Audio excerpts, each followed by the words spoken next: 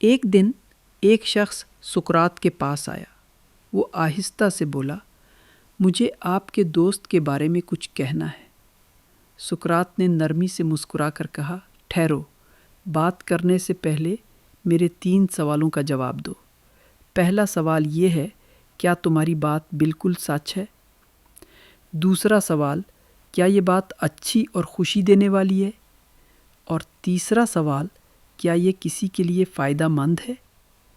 وہ شخص چند لمحے خاموش رہا، کیونکہ نہ وہ بات سچ تھی، نہ اچھی، اور نہ ہی فائدہ مند۔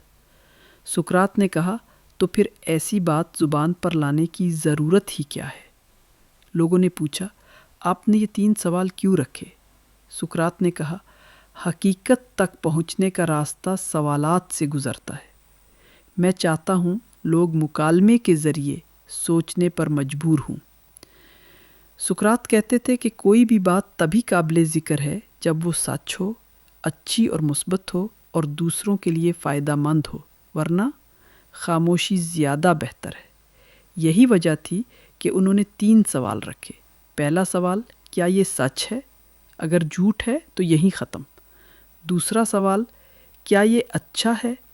اگر سچ ہے مگر دل دکھانے والا ہے تو سوچو کہنا درست ہے یا نہیں۔ تیسرا سوال، کیا یہ فائدہ مند ہے؟